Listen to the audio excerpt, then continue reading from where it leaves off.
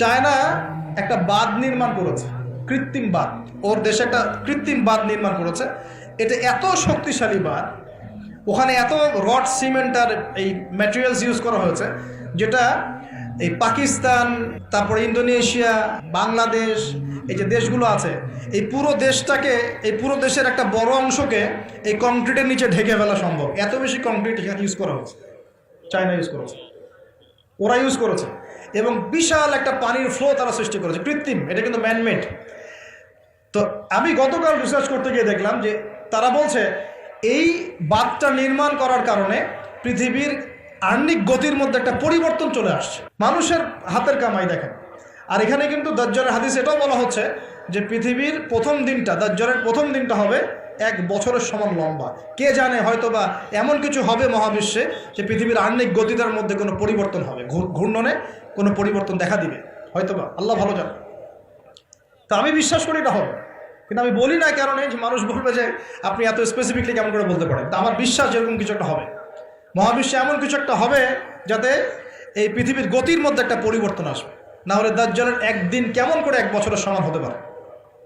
সাহাবীরা প্রশ্ন করলেন, ইয়া রাসূলুল্লাহ, আমরা তখন নামাজ কেমন করে পড়ব? নবীজি বললেন, অনুমান করে পড়ে নিবে, তোমরা এস্টিমেট করে করে অনুমান করে পড়ে নিবে যে কতটুকু সময় পর পর ওয়াক্ত হচ্ছে। তার মানে সাহাবীরা নামাজে তখনও সচেতন ছিলেন। তারপর দেখেন, ইয়াতাকারাবু জামান, নবীজি এটাও বলছেন দাজ্জালের দ্বিতীয় দিনটা হবে এক মাসের সমান, আর তৃতীয় দিনটা হবে 1 সপ্তাহের সমান, বাকি দিনগুলো হবে তোমাদের দিনের মতোই। এটা হবে, বিশ্ববাসী দেখবে এগুলা।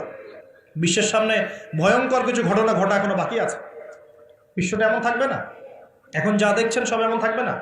নবীজি বলছেন জ্ঞান উঠে যাবে যখন, এটা উঠে যাচ্ছে দিন দিন। মানুষকে এখন শেখানো হচ্ছে মানুষ বানর থেকে সৃষ্টি হয়েছে। এগুলো জ্ঞান, এগুলো জ্ঞান।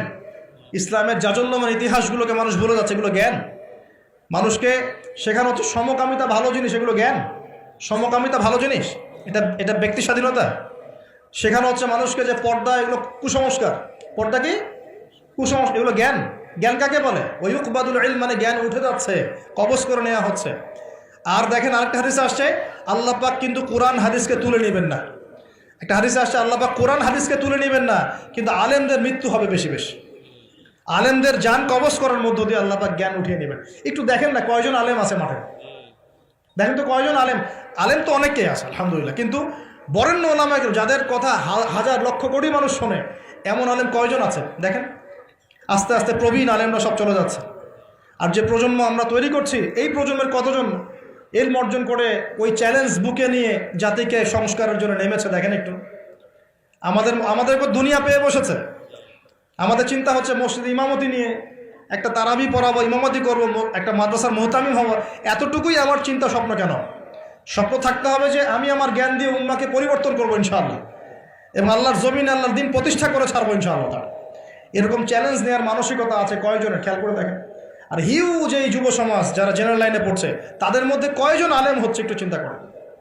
আর যারা 2-1 উঠে আসার সুযোগ পাচ্ছে, তাদেরকে আবার মানুষ বুক ভরে রিসিভ করছে না, তারা হেল্প পাচ্ছে না, সহযোগিতা পাচ্ছে না, বরং হিংসার শিকার হচ্ছে, বিদ্বেষের শিকার হচ্ছে, আগ্রহ হারিয়ে ফেলছে। তা আমি এখানে সে কী করবো, আমাকে তো বুকে টেনে নেয় আর কেউ নেয়, এমন মনে হচ্ছে মানুষের কাছে। তো জ্ঞান উঠে যাবে, কিন্তু শুধু কোরআন সুন্নাহ আল্লাহ পাক তুলে নেবেন না, এমনটা আল্লাহ পাক বলেন নাই। আল্লাহ বলেছেন, তার নবীর মাধ্যমে জানিয়েছেন যে আলেমদের মৃত্যু হবে, সংখ্যা কমে যাবে। সংখ্যা বেড়েছে না কমেছে?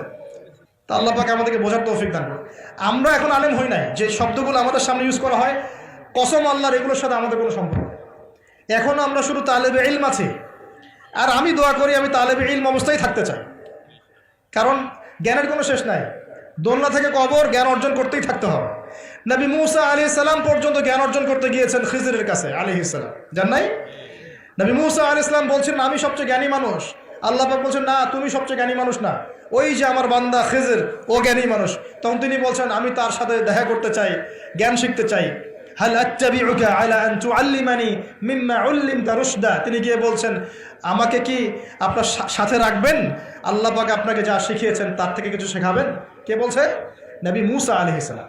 তো নবী মুসা আলাইহিস সালাম তালেবে ইলম হতে পারেন, আর আমরা কি বিয়া হয়ে গেছি নাকি? তো এই আন্তর্জাতিক খ্যাতি সম্পন্ন হাবি জাবি এগুলো বয়কট করে, দরকার নেই, এগুলো কোনো দরকার নেই। এমনি আমরা তালেবে ইলমই থাকতে চাই। আর আমরা শুধু দায়ী মাত্র, আপনাদেরকে হয়তো দাওয়াত দিতে পারবো, কিন্তু ফিকহের কঠিন মাসালাগুলো, গভীরতা, এগুলো আমরা বলতে পারবো না, এগুলো মুফতি সাহেবরা বলতে পারবেন।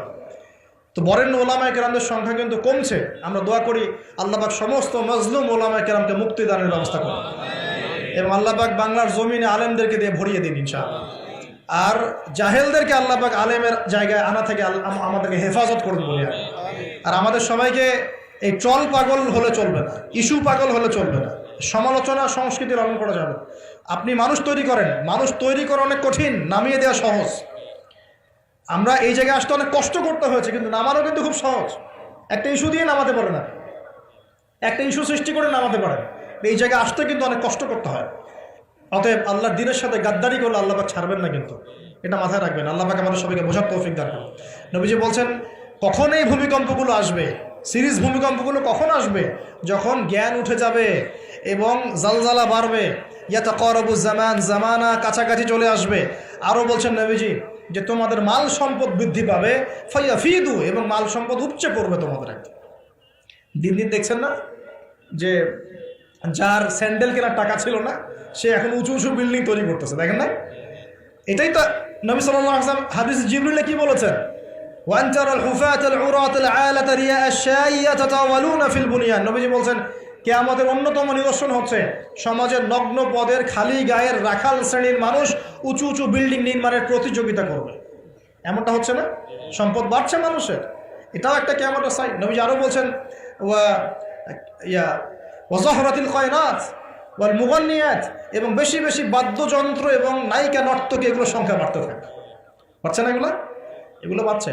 এই সময়ে নবী সাল্লাল্লাহু আলাইহি ওয়াসাল্লাম বলছেন যে এই জালজালাগুলো আসতে থাকবে। এটা একটা হাদিস। একটাতে আসছে যে নবী সাল্লাল্লাহু আলাইহি ওয়াসাল্লাম বলছেন লা ইয়াশরাবান্না নাস মিন হাযিহিল উম্মাহ আল খামর, আমার উম্মতের মধ্যে কিছু মানুষ মাদকদ্রব্য পান করবে, সবাই না, কিছু মানুষ মাদকদ্রব্য পান করবে।